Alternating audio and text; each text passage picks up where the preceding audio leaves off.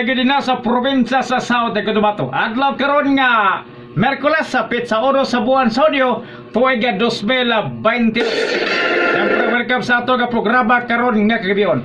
Hilabihan karon kainit ang isyu sa open pit mining nga din na sa South Cotabato. Ang pangutana, asa ka mo lugar? Pro mining o anti-mining? Mo kaya nga itong hisgutan nga topiko karon nga kagabion.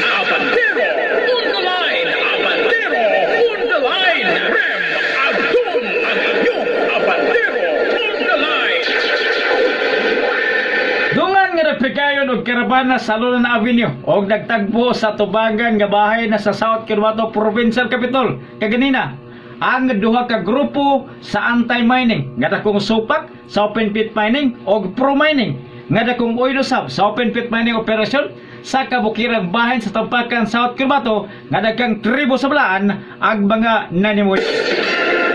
Ang anti-mining group gipangunahan na kini sa Diocese of Barbel ilalom sa reliyong Romano Katoliko nga gisalmutan sa katawhan gikan sa lain-laing lugar sa South Cotabato iman sa Sultan Kudarat og nag-awhag ang ngadto kang South Cotabato Governor Rinaldo Tamayo Jr.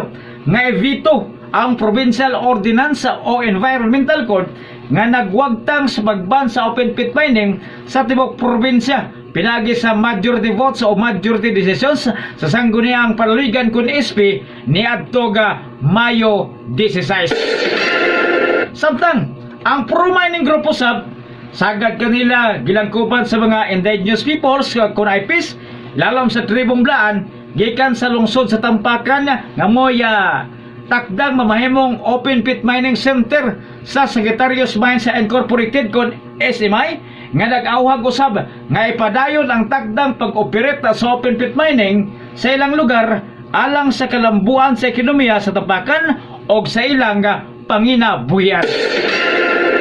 Gihimo ang bawga liyok protesta human gikaingon nga kutob na lamang sa Onitris ang panahon alang kag Governor Tamayo nga muhukom kung evito ba nini o dili ang provincial ordinance nga nagwagtang sa hingpit as pagban sa open pit mining sa tibok probinsya sa South Cotabato.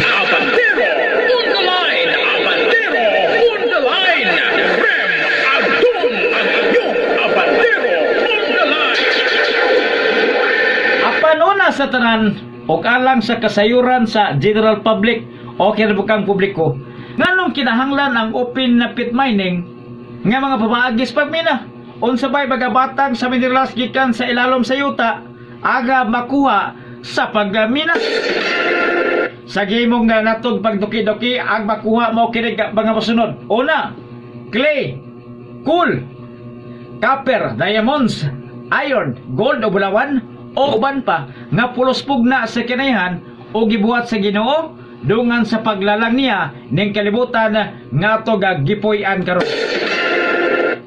Ang nasampit kay bagabutag padayon karon gikinahanglan sa tibuok kag kalibutan sa paghimog lain-laing mga kagamitan sa panimalay, konstruksyon sa mga buildings, mga electronics sa technology og uban pa.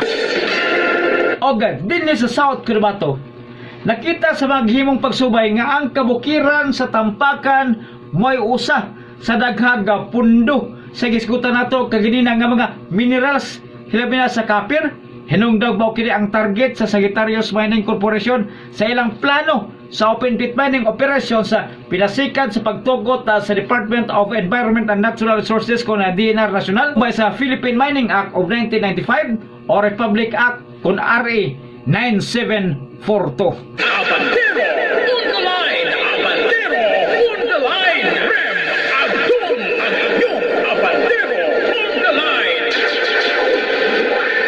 Pero dalagan ng pagsugod ang operasyon sa open pit mining bisan aduna na kini pagtugot sa DNR National gubikan sa pinasang Environment Code sa mga probinsya nga giban ang open pit mining nga paagis pagmina sa tibuok laloy. Pero ang maong pagban hingpit na kining gigiwagtang sa sangguni ang panaluigan ni adtong Mayo 16 nga mohinungdan sa sunod-sunod galiyok protesta sa mga anti-mining groups nga dagkong supak sa open pit mining sa Tampakan o sa tibok probinsya sa South Cotabato. Apan ang unang pangutana, kinsa man ang mga galangkob sa dakong supak sa open pit mining sa Tampakan? Mga residente ba sila? O tribo ba sa kiniga Tampakan? Ang tubag nga dili gyud.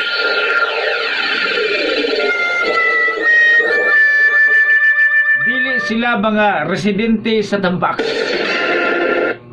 Kundi gipangunahan kini sa pipila ka leader sa simbahan sa Romano Katoliko sa Coronadal ug Jinsan, upan sa pipila ka hotong sa katawhan nga gasunod-sunod lang sa tingog sa mga leader nila sa simbahan sa walay igong pakigsayod sa kahiladman sa nasampit nga isyu.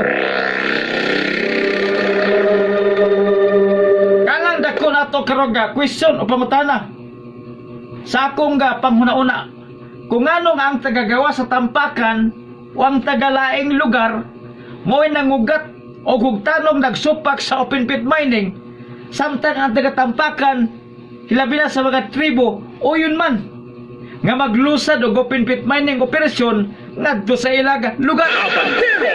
On the line! Abandero! On the line! Rem! Abdon! Ang inyong Abandero! On the line! Gani, dakong pasalamat sa utog sa mga indigenous people kung naipis sa lungsod sa Tampakan, South Cotabato, sa sangguniang panlawigan kung ispi sa pag-aminda sa Environment Code, partikular na ang pagwagdang sa pagdili sa open pit mining sa maong probinsya.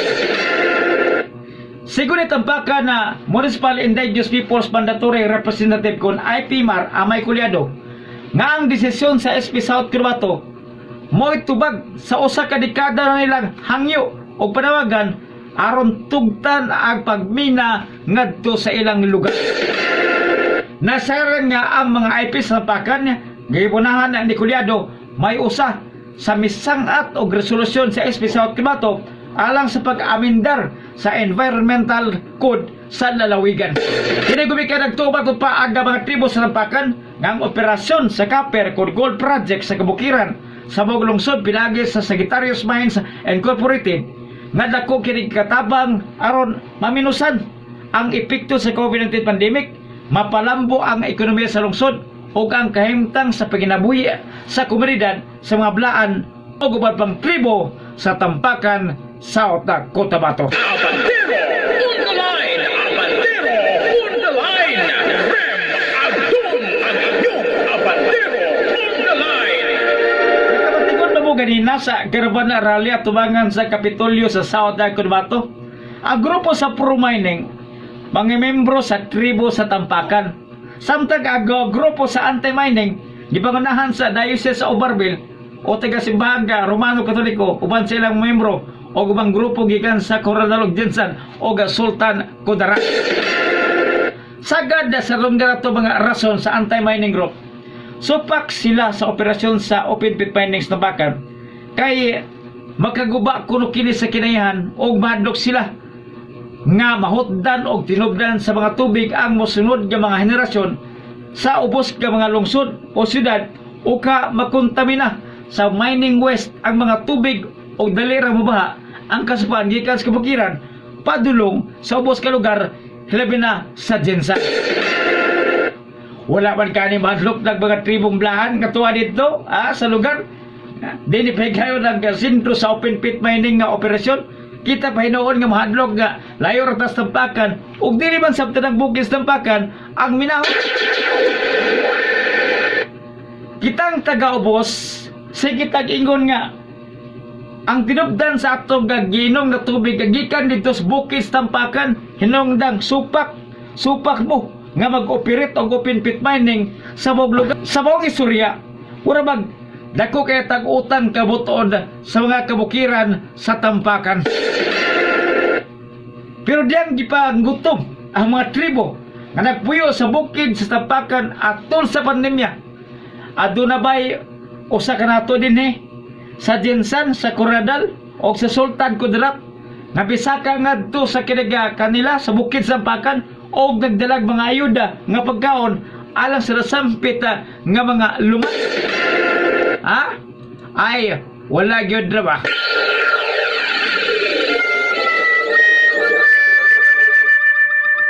Kamo nga mga kadagkuan sa simbaga Romano, Katoliko o pipila ka membro.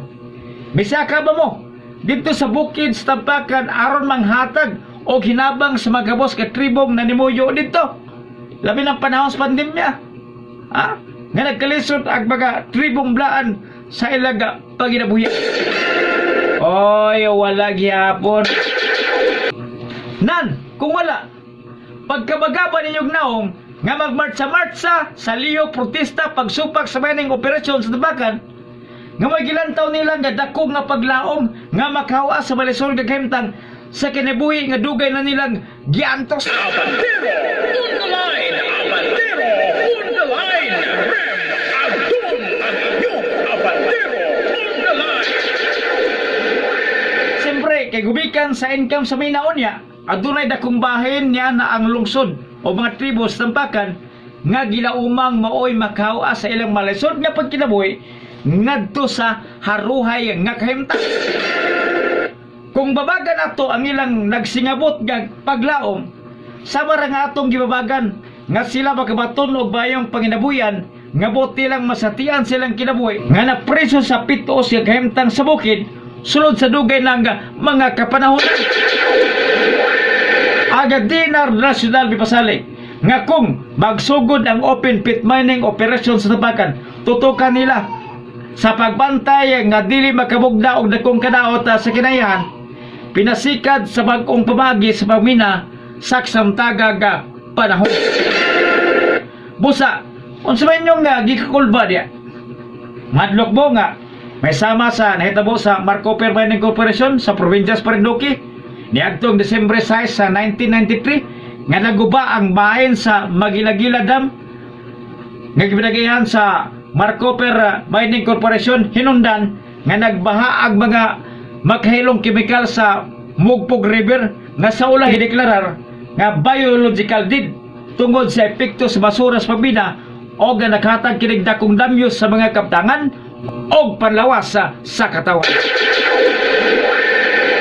Ang nasoy gitabo nagsilbi katong nga dakong leksyon o pagtulunan sa mga mining company sa nasod o sa kasaysayan sa pagmina ning nasod Pilipinas nga muhimong pagtulunan nga dili na maotro pa ang nasampit nga katalagban sa kasamtanga nga panahon. Kung ikaw karon ang tagiya sa Sagittarius Mines Incorporated, pangatun na unta ka, mutugot ka na may tabo sa Tampakan ang nahitabo kaniadto sa Marinduque 29 ka tuig na ang kiniga nakalabay. Natural dili og kadto ang nakitang leksyon sa mga kumpanya sa minahan nga nagbatko na karon pag-ayo sa ilang matag operasyon sa pagmina.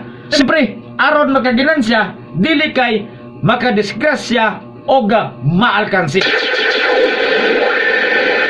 Sa gilatag na kong presentasyon sa isyo, karon mga kabantero, kamo na ang bahala kung asa mong lugar, sa pro-mining o anti-mining, sumala sa realidad nga sitwasyon.